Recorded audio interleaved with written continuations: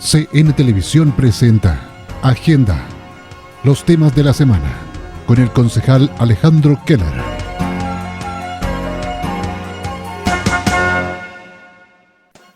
Muy buenas tardes, estimados y estimadas televidentes. Nuevamente estamos en el programa después de la pausa 18. Deseo que cada uno de ustedes haya tenido una hermosa fiesta junto a la familia, a los amigos, que a mi juicio es la mejor forma de celebrar el aniversario de la patria. Así es que bienvenidos todos y todas. Comentar también que afortunadamente la evolución de la pandemia en nuestra comuna es positiva, porque se anunció, ¿verdad?, que a partir del 25 de septiembre iniciamos la fase de apertura. Eso es una muy buena noticia porque nos permite ser optimistas respecto de las condiciones que vamos a tener para enfrentar esta creciente afluencia de visitantes para beneficio de nuestros pequeños emprendedores y emprendedoras, que son sin duda la base más importante de nuestra economía. Así es que a todos les deseamos mucho éxito en la temporada que comienza a abrirse. Sin embargo, siempre es bueno recordar que la pandemia no ha terminado. Es decir, tenemos todos, autoridades, ciudadanía, la obligación de mantener las medidas de cuidado, de resguardo, porque esa es la mejor forma entonces de asegurar que vayamos progresando y finalmente derrotemos esta pandemia que ha afectado tan duramente la vida en nuestro país, en la región y por supuesto acá en nuestra comuna de Panguipulli.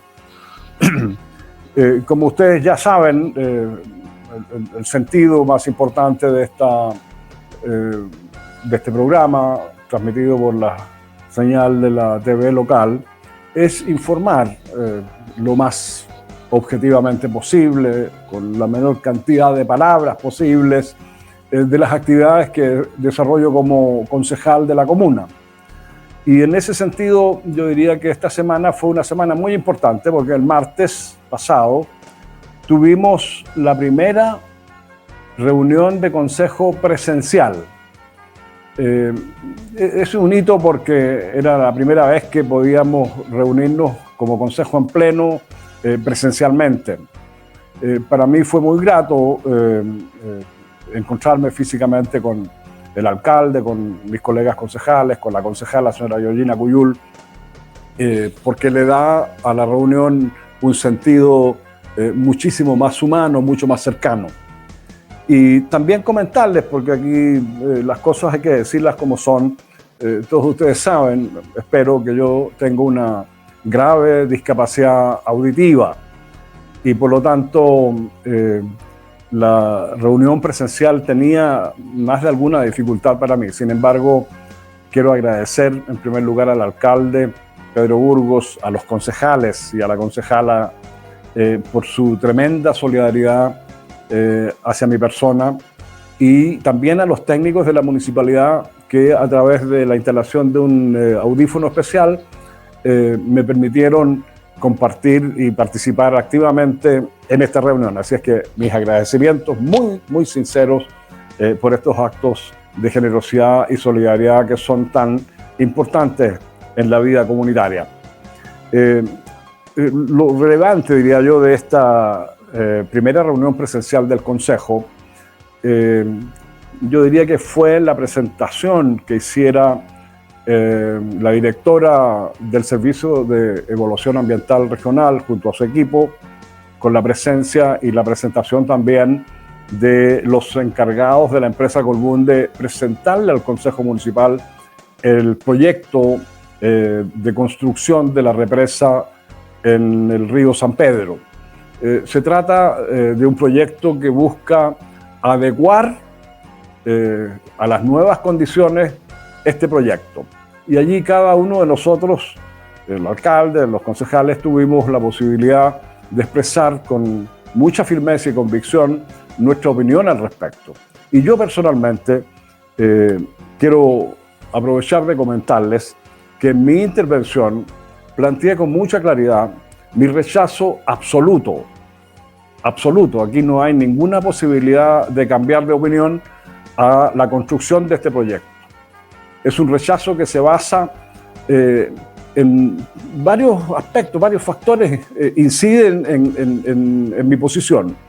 El primero de ellos, y lo dije en el Consejo Municipal, es que el 23 de octubre del año 2008 impugnamos, yo como alcalde, junto a diversas organizaciones sociales de la comuna, incluyendo comunidades mapuches del sector, administrativamente este proyecto, haciendo uso de la ley 19.880, en su artículo 57 específicamente, que permite a un alcalde, a un ciudadano, impugnar un proceso de aprobación de proyectos cuyas consecuencias sean irreversibles una vez construido este proyecto. Esa fue la base jurídica de nuestra presentación. Lamentablemente, en la COREMA de la época, la Comisión Regional de Medio Ambiente, presidida por el intendente de la época, esta impugnación no fue considerada, lo que representa una irregularidad administrativa evidente. De tal manera que la respuesta del intendente en esa época fue reprimir a quienes estábamos en esa sala defendiendo nuestro territorio. A consecuencia de esta represión, porque el intendente hizo ingresar a la fuerza pública, al GOPE, a la sala de reuniones, y una vez que fuimos expulsados y detenidos, se tomó el acuerdo de aprobar este proyecto a puertas cerradas. Allí hay una irregularidad administrativa que yo la hice presente en esta reunión de consejo. Es decir, el nacimiento del proyecto ya es administrativamente irregular. Pero también hay que señalar, estimados televidentes, que el proyecto en esa época ya adolecía de una situación que es gravísima, porque no se integró al análisis, a la evaluación ambiental, un estudio serio, objetivo, sobre la geología del terreno. Y como todos sabemos, los que somos de esta zona, que en el año 60 se produjo el terremoto, ¿verdad?, que creó una situación gravísima para la región al estancarse, digamos, el curso del río por derrumbes de los cerros aledaños, creando una grave situación de seguridad para todas las poblaciones que vivían aguas abajo de esos diques naturales que se formaron con el terremoto. Ese movimiento telúrico tan intenso, el más grande de la humanidad desde que se miden los terremotos, removió también la base fundamental de roca que caracterizaba a ese sector. Y además, no hay que olvidar que precisamente en ese sector se inicia la falla geológica Ofqueliquiñe, que representa entonces una situación de mucho peligro, de mucha gravedad, digamos. Entonces, junto con esta irregularidad administrativa, había una carencia informativa sólida que permitiera demostrar que era factible construir ese muro. Finalmente, nosotros dijimos que no era factible, que no era posible construir allí una represa, primero porque afectaba el río San Pedro, que es el desagüe natural de toda la cuenca Lácar-Valdivia, que sabemos se inicia en el lago argentino Lácar, que incluye, por supuesto, el lago Pirihuayco, el Panguipulli, el Riñihue, el Calafquén, el Pellaifa, el lago Panguipulli, y por supuesto también el lago artificial de Puyinque. Es decir, ese río es el río más importante de nuestra región y lo es también obviamente para nuestra comuna, para los lagos y para Valdivia es un río fundamental. Entonces intervenirlo significa modificar radicalmente las condiciones de la vida natural en ese río, en ese lago. Esa es una base sólida entonces para decir no a este proyecto. Pero también afecta culturalmente a las comunidades mapuches que habitan en ese sector, porque interviene espacios que son sagrados, espacios ancestrales que deben prevalecer para las futuras generaciones. Afecta también a nuestra economía.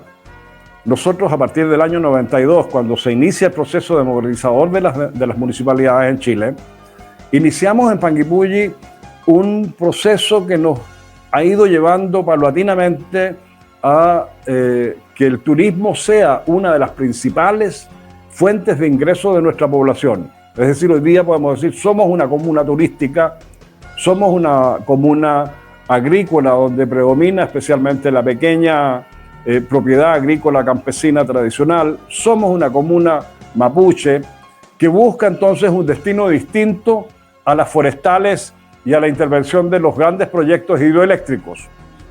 Por esa razón es que nuestros argumentos, que tienen mucho peso, nos llevan a concluir que no es posible construir esa represa aun cuando se hagan adecuaciones al proyecto original.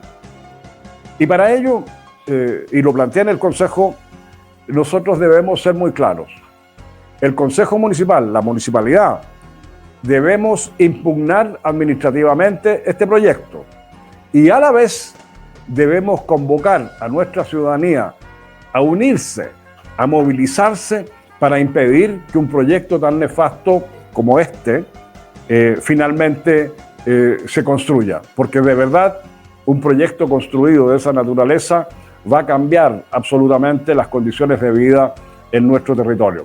Y además contiene un riesgo muy grande hacia las personas.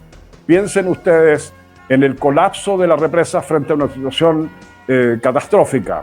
Las aguas acumuladas obviamente van a impactar directamente sobre poblaciones que están aguas más abajo, la misma ciudad de Los Lagos, Pichirropulli, Hueyelhue, en fin, esas localidades, la misma ciudad de Valdivia. Por lo tanto, no podemos permitir bajo ningún punto de vista, y esa es mi opinión, la construcción de este proyecto. Yo los invito entonces a informarse, a participar, porque está abierta la participación ciudadana, a informarse y a participar activamente en el rechazo a este proyecto tan nefasto para nuestro territorio comunal. De tal manera que aquí hubo un punto muy relevante y creo que el Consejo estuvo a la altura de las circunstancias. También lo estuvo el alcalde Pedro Burgos, porque de manera unánime rechazamos este proyecto. Cualquiera sean sus características, cualquiera sean sus adecuaciones, decimos no a Culbún, ríos libres para Panguipulli y nuestra región.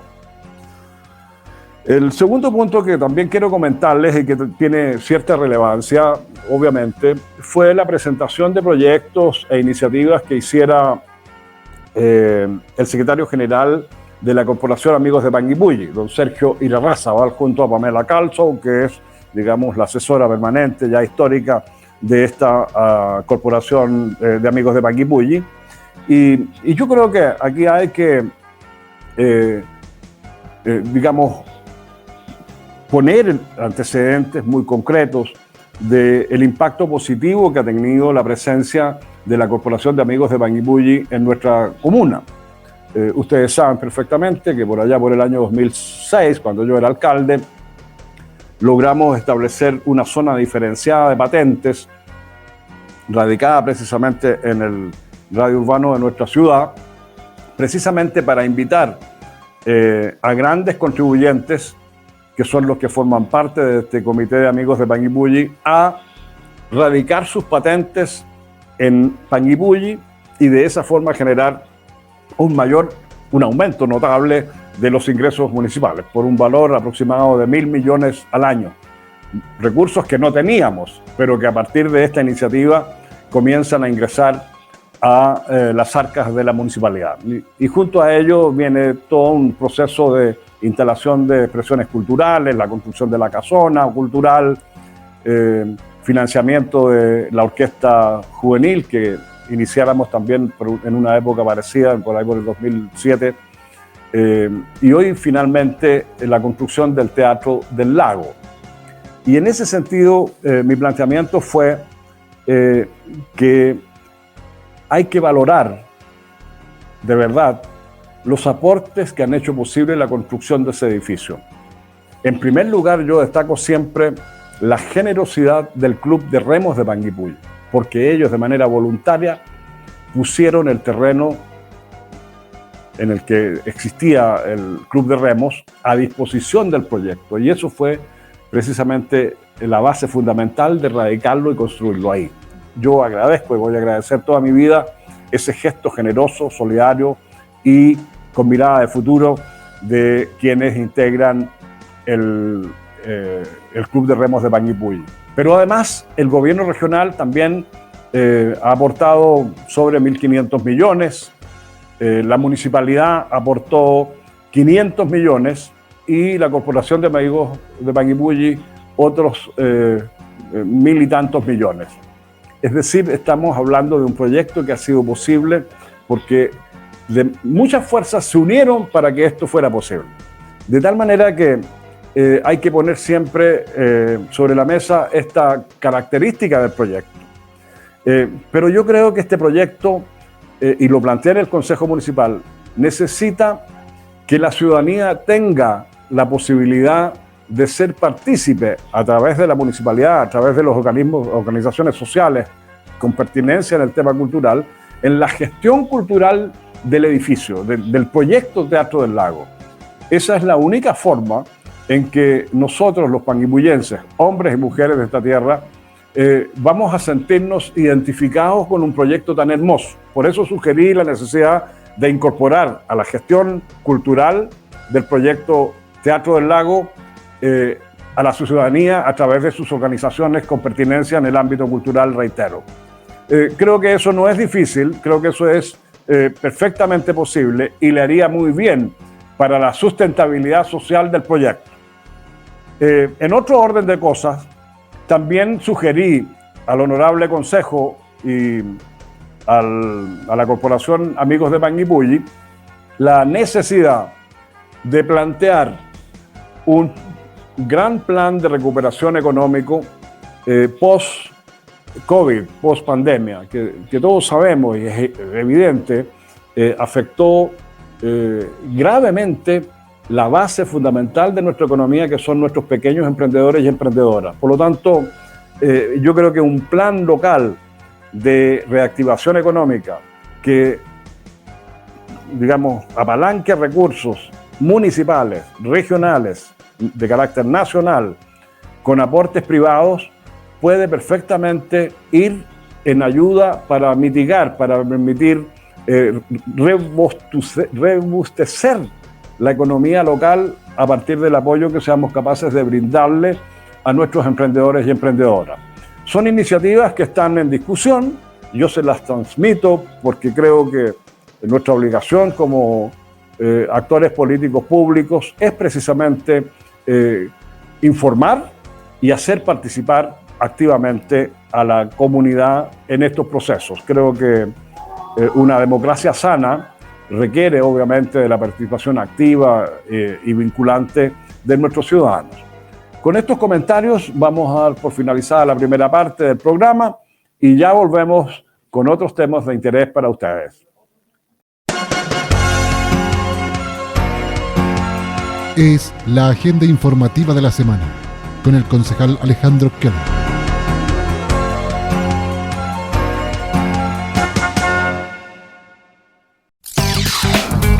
El Centro Educacional San Sebastián presenta cada jueves a las 19 horas Tu Escuela en Casa, el CES más cerca de ti, en retransmisión los días sábados y domingos, siempre a las 19, por CN Televisión, tu mirada.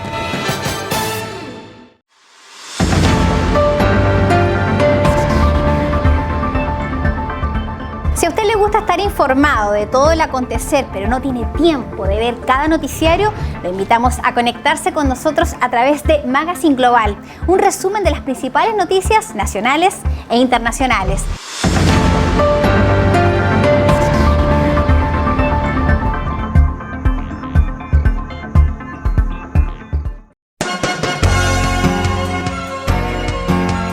Es la agenda informativa de la semana con el concejal Alejandro Keller.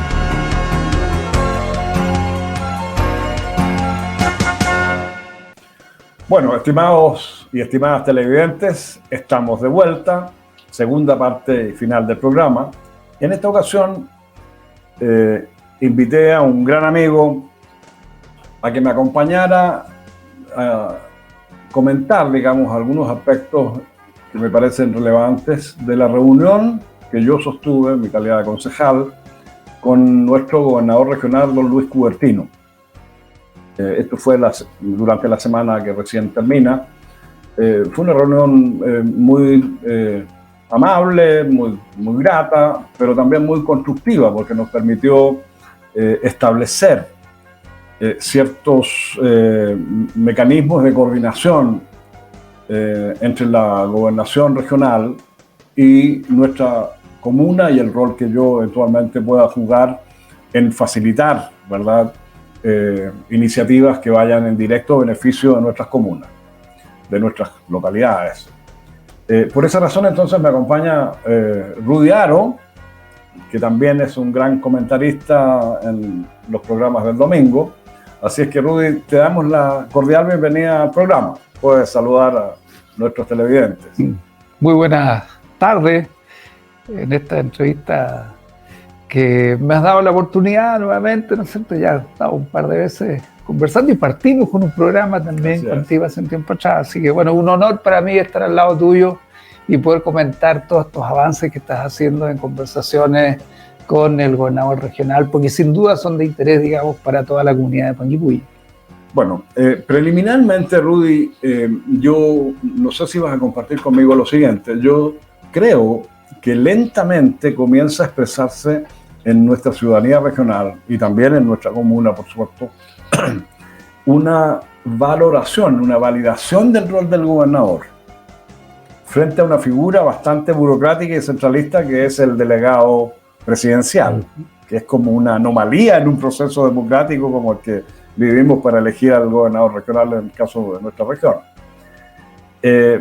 Se produce entonces una validación del rol y se expresa precisamente porque comienza la gente, la ciudadanía, las organizaciones a buscar la presencia y la conexión directa con el gobernador como un camino directo, digamos, a enfrentar en conjunto con la municipalidad y otros órganos del Estado que tienen dependencia directa del gobernador, aquellas cuestiones que afectan y que están trabadas o que necesitan, digamos, un tratamiento especial para resolver problemas de la vida cotidiana de nuestra ciudadanía. Esa validación, entonces, yo creo que va a ir significando en el tiempo la necesidad de una mayor presencia de la gobernación, del gobernador como institución, digamos, en nuestro territorio. Y entonces, a mí me parece muy grato que así sea, aun cuando sabemos que el gobernador aún tiene dificultades porque el Estado central le pasó un poquito de plata, le pasó un poquito de atribuciones, y esta es una tarea que recién comienza.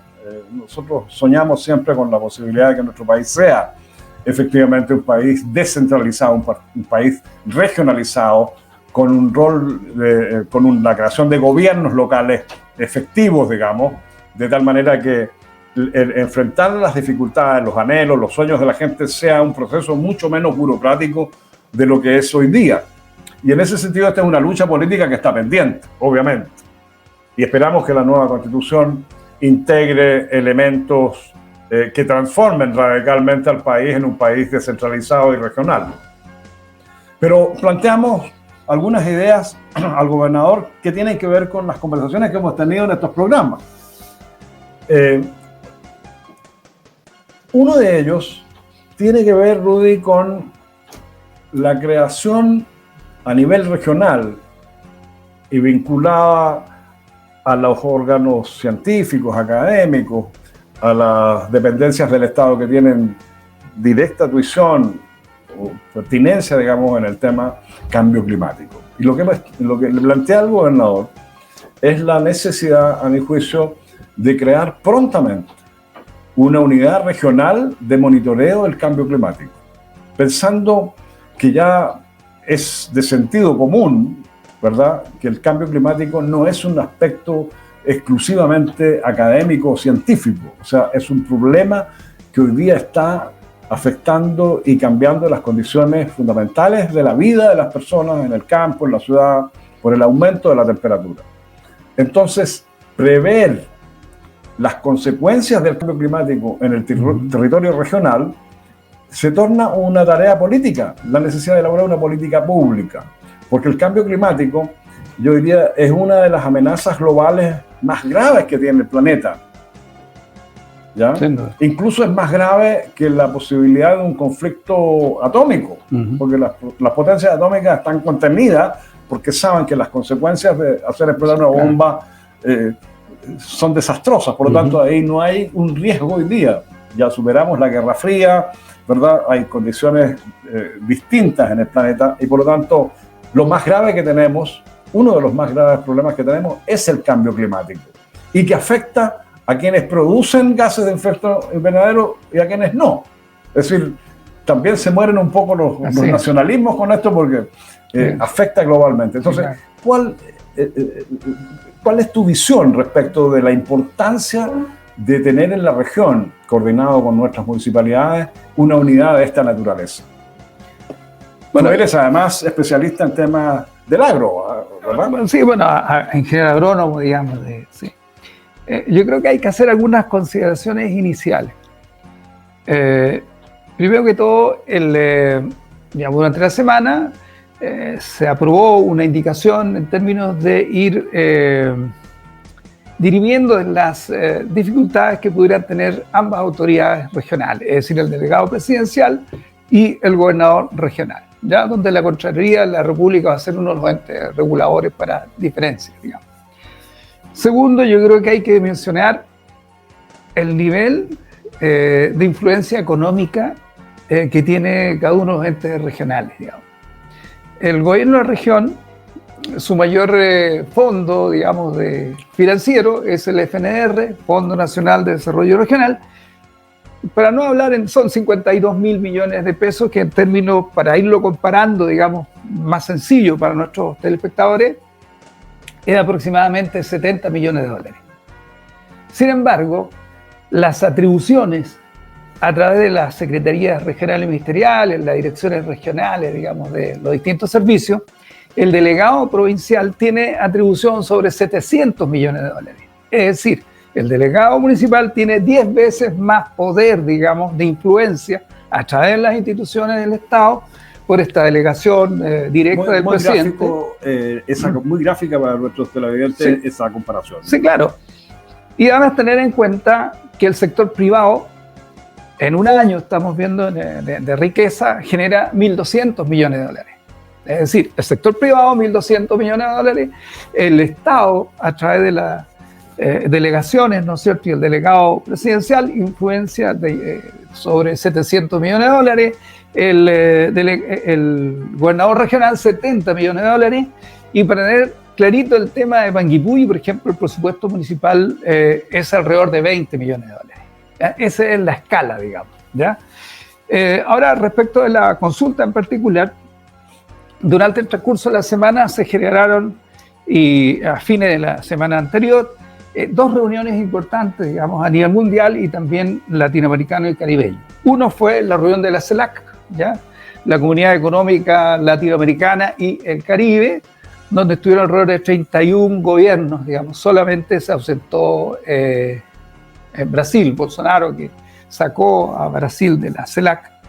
Y uno de los temas fundamentales es justamente el cambio climático. Todos los gobiernos centroamericanos, Honduras, Guatemala, El Salvador, qué sé yo, todos plantearon de que ellos no generan, tal como tú lo señalas, polución o efecto invernadero. Sin embargo, es una de las zonas que más efecto en contra van a tener. Por lo tanto, ellos están planteando un fondo internacional, incluso la CELAC en ese momento pasó el sombrero y generaron 15 billones de dólares para ir mitigando desastres climáticos en esa zona en particular. Y este tema, después de la reunión de la CELAC, concurrieron todos los presidentes y delegados de gobierno y de Estado a la reunión general de las Naciones Unidas, donde nuevamente el tema del cambio climático es el foco. Y es el foco porque tú también lo señalas, Alejandro, y ya salió un informe de las Naciones Unidas que aquí hagamos lo que hagamos, hoy día está en 1,1 como en promedio, digamos, de grados, que ya subió, eso ya no, ¿te fijas? Y si no hacemos nada en las próximas 2 décadas, o en la próxima década, vamos a llegar a 1,5. Y el desafío es que no suba más que eso o baje. Entonces, hoy día hay todo un cambio de paradigma, incluso económico, que tiene que, digamos, considerar el cambio climático. La electromovilidad, eliminación de generaciones de energía a través de carbonio, otras que son contaminantes, y el gran polo, digamos, de explotación son los recursos naturales renovables que generan electricidad o energía verde. Y Chile es uno de los potenciales gigantescos a través del desierto, ¿ya? Hay proyectos grandes ya inaugurados ahí y vienen otros en camino, y en la punta del continente, que es la zona de Magallanes, a través de los vientos, ¿ya? Hay otras experiencias a través de las mareas, ¿no es cierto? En fin, la humanidad tiene que ir avanzando en esto, no tiene otra alternativa. Porque si no hacemos nada, ya hay unos gráficos, podríamos llegar al 2 o 2,5%, o sea, de grado de temperatura adicional en los próximos 100 o 200 años, y eso ya es un desastre que puede incluso acabar con gran parte de la humanidad. Tal como tú lo señalas, es más peligroso esto que una bomba nuclear a veces, ¿ya? Porque la bomba nuclear, la que conocemos, la que se tiraron, digamos, en Japón, son 100.000 muertos y algunos otros más de esa misma dimensión, un poco más de afectados. Pero esto es una bomba que arrasaría con billones, digamos. Pero, Rudy... por eso que es importante lo que tú planteas. Lo local. Claro, porque si el mundo entero está pensando en esto, todos los gobiernos, toda Latinoamérica y el Caribe, ¿ya? Con todas sus fragilidades, te fijas, financieras, emergentes, países en desarrollo, ya están haciendo algo y se comprometieron a mucho más.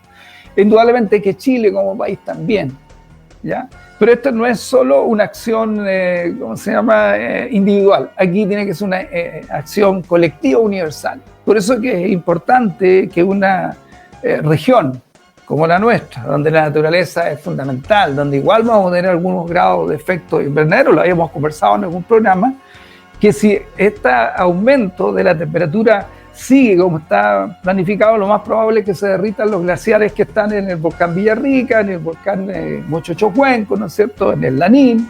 Eso implica, digamos, un aumento de caudal salvaje de nuestros ríos, con efectos, digamos, colaterales bastante graves. Aumenta a su vez los niveles de nuestros lagos, ya suba muchos metros, digamos, la cobertura de los lagos, y después esto se va a vaciar, pero ya no va a haber el relleno, digamos, entonces va a cambiar todo. Entonces, por eso es importante lo que tú planteas, que debe ser considerado no solo el gobierno de la región de los ríos, ojalá todas las regiones, incluso las subregiones, ya tengan un monitoreo, digamos, para que todos nos involucremos, claro, ya en este desafío. Digamos, porque el sentido del monitoreo, primero es el hacerse cargo, diría yo, conceptualmente del riesgo catastrófico en el que está hoy día la humanidad en general. Pero a la vez el monitoreo debe significar el conocimiento suficiente para definir políticas públicas concretas que mitiguen ese impacto. Exacto. Por ejemplo, en el caso de nuestra comuna, ¿cuál es, a tu juicio, si pudiéramos decir, uno o dos impactos directos del cambio climático sobre nuestro territorio comunal y las condiciones generales de vida de nuestra comuna? Yo creo que, por ejemplo, identificas tú ahí? Creo que insoslayable, necesario y urgente hacer un plan local, ¿ya?, de arborización de todas las cuencas, ríos, ¿no es cierto?, todo esto para proteger las aguas, como primera cosa. Segundo, e involucrar a los estudiantes desde la más tierna edad, digamos, ya de la básica, incluso prebásica, ¿no es cierto?, ir instalando este desafío que es universal, ¿ya? En el ámbito de la producción de alimentos, porque la población sigue creciendo en todo el mundo. En las próximas décadas probablemente lleguemos fácilmente a 10.000 millones. Hay que irse preparando con nuevas semillas, ¿no es cierto?, que se adapten a esas nuevas condiciones. Por eso es necesario involucrar a las universidades, a los centros, digamos, de investigación, digamos, locales del país, ¿te fijas? O sea, tiene un sentido práctico. Exacto, porque si no lo hacemos... Y a propósito de lo que tú señalabas de la arborización de las cuencas, mira qué importante, porque esto se vincula también a otro fenómeno que está enfrentando un bichito fundamental en la vida de la humanidad, que son las abejas. Así es. Las abejas hoy día están también en riesgo de extinción. Eso y es son otro ellas desastre. El principal vehículo de la polinización. Exacto. Por lo tanto, si descuidamos a nuestras abejas, obviamente las posibilidades de reproducción de la masa vegetal disminuyen. Por eso creo que, mira cómo surge una idea.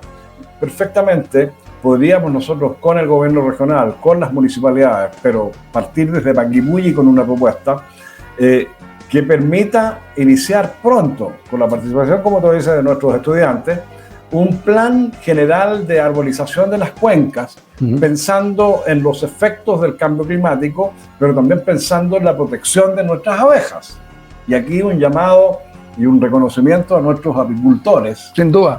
Porque fíjate que ser apicultor, lo digo porque yo lo fui, mi padre fue apicultor toda su vida. El apicultor es un personaje muy especial y muchas veces no está suficientemente reconocido. Porque el apicultor, primero que nada, es un tipo ecológico, o una mujer, porque hay apicultoras y apicultores. Son ecologistas por naturaleza, porque no tienen otra opción, deben cuidar la naturaleza. Son expertos en clima, porque el cuidado de las abejas también tiene que ver mucho con el clima. Se transforman en expertos en la biología de las abejas, porque tienen que estudiar para poder hacer las crías, las reinas, que el comportamiento general. Es decir, es un ser muy interesante el apicultor, la apicultora. Y yo creo que entonces, fíjate cómo va surgiendo una idea de que junto con este plan de arborización, independientemente de las medidas que tome el gobierno regional, podemos hacerlo a nivel local, incluya, ¿verdad?, la protección necesaria por el cambio, las transformaciones que provoca el cambio climático, pero también con el sentido de proteger a nuestras abejas. Así que vamos a tener que rendirle honores y reconocimientos a nuestros agricultores de agricultura, porque juegan un rol muy, muy importante en el proceso de recuperación de nuestra vida natural. Y la producción de alimentos. Porque la miel es una y la variabilidad genética de la jalea real, ¿no es cierto? El propóleo, todos los subproductos que salen del trabajo de las abejas. Mira, Alejandro, se puede hacer, por ejemplo, con el tema de las abejas y con el cambio climático, esta arborización con plantas, digamos, o árboles que den flores que permitan, ¿no es cierto? Bueno, el director del programa ya nos está cortando el tiempo como corresponde y nos estamos despidiendo. Rudy, por favor, despídete. Bueno, digamos, agradecer la oportunidad, Alejandro, de poder dirigirme al público que te sigue. Solamente en este último tema, yo creo que el gobierno de la región, ya lo dijimos, tenía un presupuesto de 52.000 millones de pesos anuales. Bastaría aplicar el 1% de ese presupuesto, 500 millones de pesos anuales, y usar el aparato público de una manera estructurada, desde abajo. Por ejemplo, la CONAF tiene viveros forestales, ¿ya? Hay otra institución que estudia, que está en la Sabal también, ¿no es cierto?, que es la Corporación de Estudios Forestales, ¿ya? Tú lo sumas, son estatales, ¿ya? Ahí podemos producir plantas, digamos, de las que estamos hablando. Después usar todo el Ministerio de Agricultura, que incluye INDAP, los prodesales, los agricultores y todos donde tengan cuencas, ríos o lo que sea vertiente, ir arborizando, ¿no es cierto?, con árboles nativos que den flor, que protejamos, digamos, O sea, hoy día es posible si pensamos como Estado, digamos, no parcializado, no que 500 millones se compran, digamos, en el sector privado, porque los costos se nos, digamos, duplican. Digamos. Así que hay ideas y yo creo que, bueno, quiero felicitarte, Alejandro, por las inquietudes que tú estás planteando en el gobierno de la región. Creo que se requieren cables a tierra, creo que hay que conversar y escuchar, digamos, a los actores, digamos, de cada uno de los territorios y en conjunto, la población completa, ¿no es cierto?, puede ir generando ideas que nos van a dar bienestar. Rudy, estimados televidentes, yo también me quiero despedir hasta el próximo programa. Muy contento de esta conversación porque, y permíteme decirlo, director, muy brevemente, porque siento que esta conversación es la conversación que debemos tener a nivel comunal y regional, ojalá a nivel nacional. Porque de esta conversación surgió, por ejemplo, una política pública que podría ser perfectamente realizada en nuestra comuna.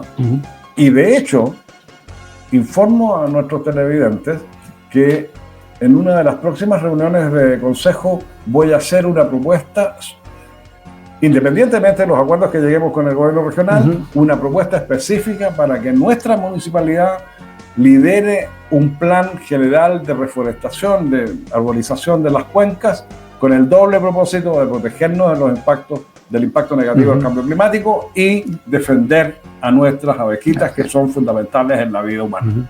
Eso. Muchas gracias, espero que hayan disfrutado de este programa. Es una invitación a conversar, a discutir, a plantear ideas, y si logramos ese objetivo nos vamos muy contentos y los invitamos para el próximo programa con otros temas de relevancia comunal. Muchas gracias, que disfruten el fin de semana. Hemos presentado Agenda, algunos de los temas destacados de la semana. Agenda, con el concejal Alejandro Queda.